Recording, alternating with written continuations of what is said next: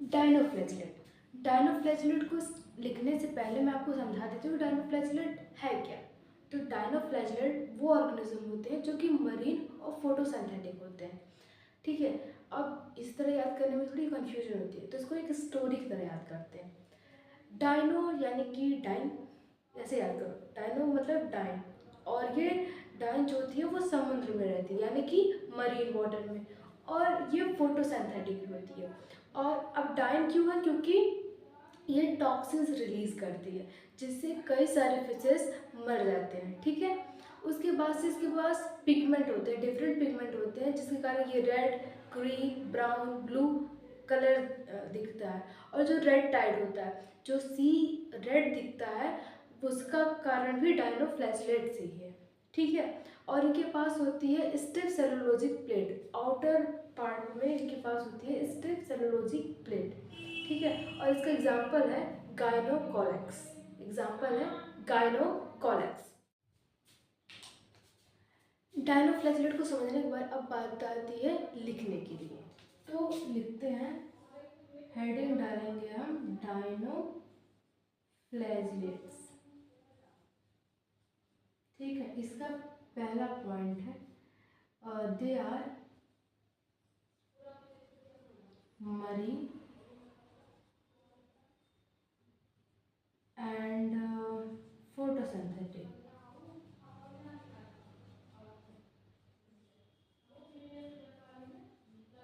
ये मरीन होते हैं और फोटोसिंथेटिक होते हैं। दूसरा है due to different pigment,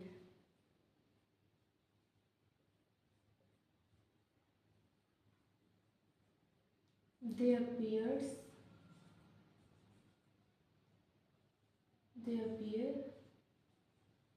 red, green, blue and brown। ठीक है, और इसका थर्ड पॉइंट है they have stiff cellulose,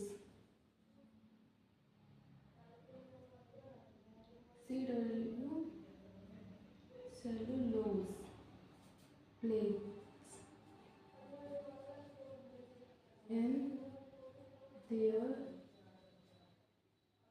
outer surface।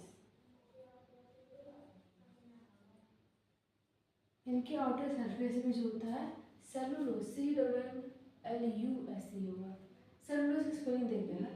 They have stiff cellulose plate, CELLULOSE, cellulose. हाँ, they have stiff cellulose plates in their outer surface. ठीक है, और इसका फोर्थ जो है, इसका एग्जाम्पल है वो है गाइकोलैक्स। गाइकोलैक्स। ठीक है, डायनोफ्लैजिलेट में इतना ही है। अब आती है यूग्लिनॉइड की।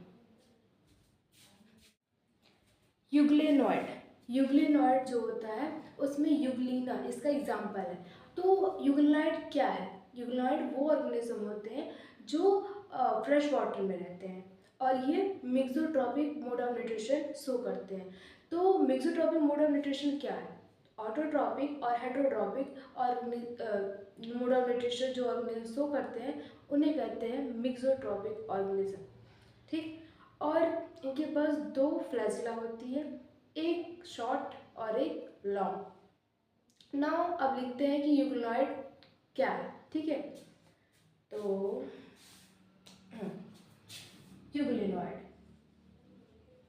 यूग्लिनॉइड इसका पहला है they are fresh water organism, they are fresh water organism.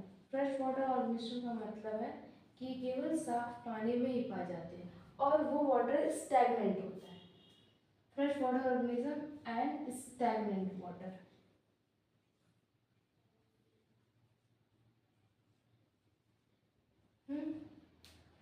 दूसरा है दे शो मिक्सोट्रॉपिक न्यूट्रिशन। दे शो मिक्सो दे शो मिक्सोट्रॉपिक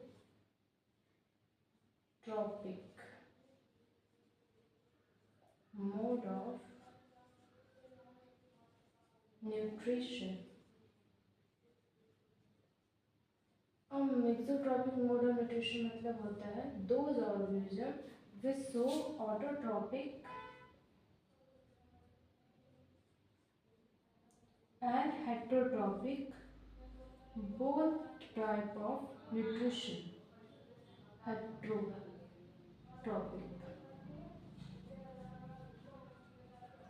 during daytime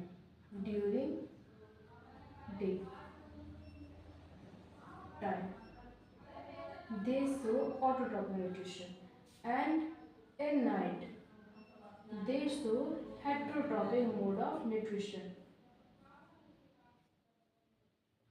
ठीक है।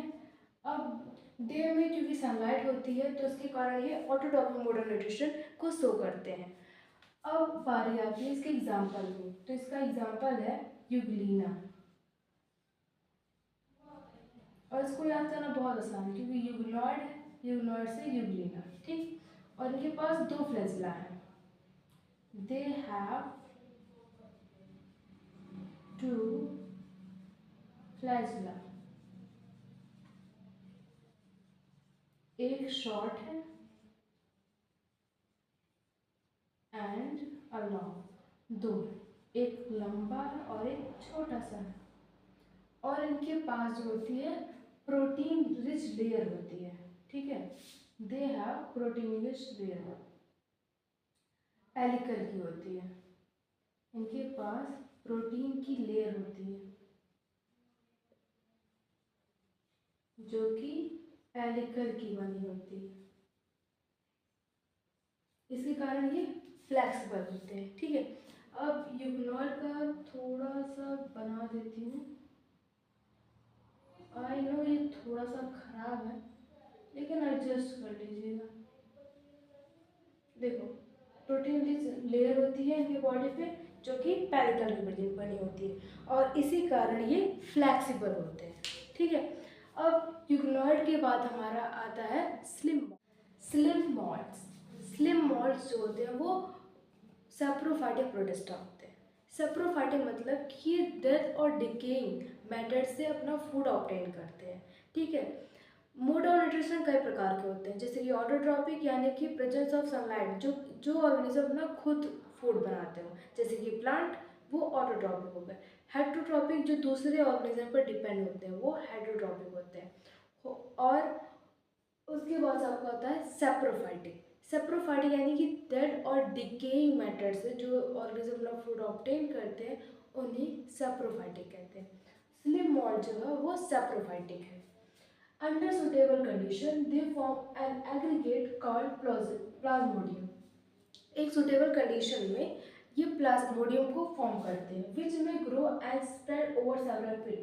इन्हें मतलब जब रिप्रोडक्शन करना होता है तो सब ये सुटेबल कंडीशन में प्लाज्मोडियम को फॉर्म करते हैं और सेवरल फीट ग्रो हो जाते हैं। Under unfavourable condition the plasmodium differentiate and form fruiting bodies bearing pore at their tip.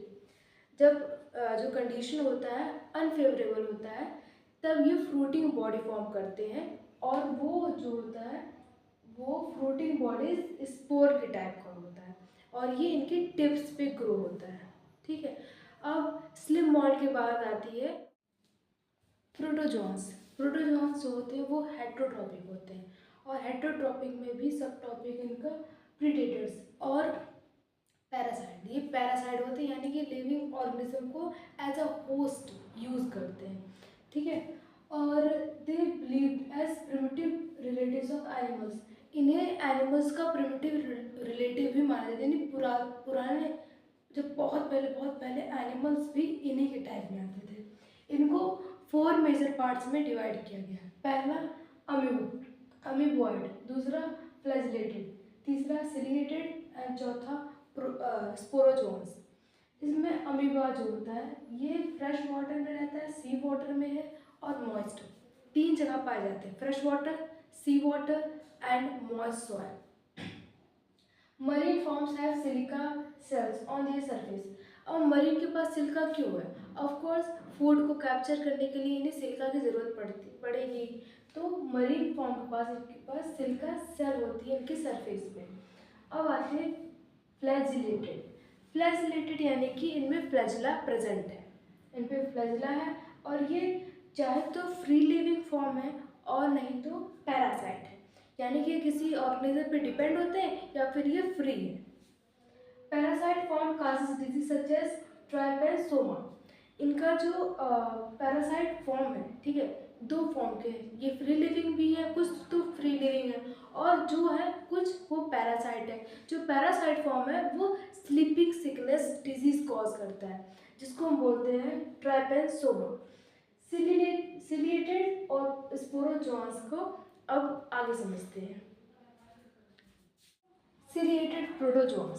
Ciliated protozoans जो होते हैं ये एक्वाटिक होते हैं और इनके पास सीलिया प्रेजेंट होता है। सीलिया जो होता है इन्हें मूवमेंट में हेल्प करता है। दे हैव कैविटी, जिसको बोलते हैं gullet, that opens to the outside of the surface. जो सेल की सरफेस होती है, जिनकी कैविटी होती है उस तरफ उस डायरेक्शन में खुलती है और इसका एग्जांपल है पैरामीशियम। पैरामीशियम। अब बारी आती है स्पोरोजोन्स की। तो स्पोरोजोन्स जो होता है वो बहुत ही बेकार है। क्यों? क्योंकि ये ह्यूमन को अफेक्ट करता है। कैसे? प्लाज्मोडियम। प्लाज्मोडियम बोलते हैं मलेरिया पैरासाइट।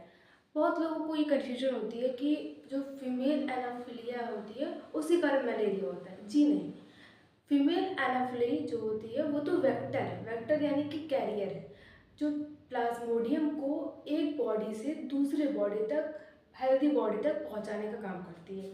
जैसे प्लाज्मोडियम जो है वो एक मलेरिया पैरासाइट है।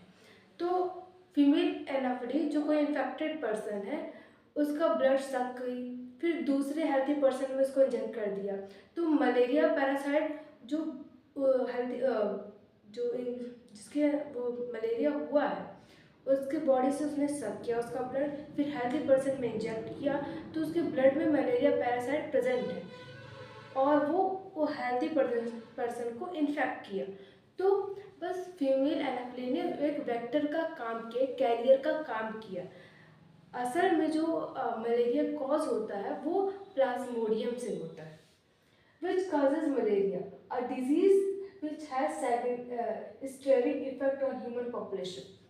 मलेरिया बहुत ही ज़्यादा मतलब ये रेनी सीजन्स में होते हैं और ये बहुत ही मतलब बहुत ज़्यादा लोगों को होता है, क्योंकि जो मॉस्किटोज़ हैं वो रेनी सीजन में कुछ ज़्यादा ही प्रोड्यूस हो जाते हैं, तो इसके कारण ह्यूमन पॉपुलेशन इससे बहुत ज़्यादा अफेक्ट होता है ह्यूमन पॉपुलेशन को।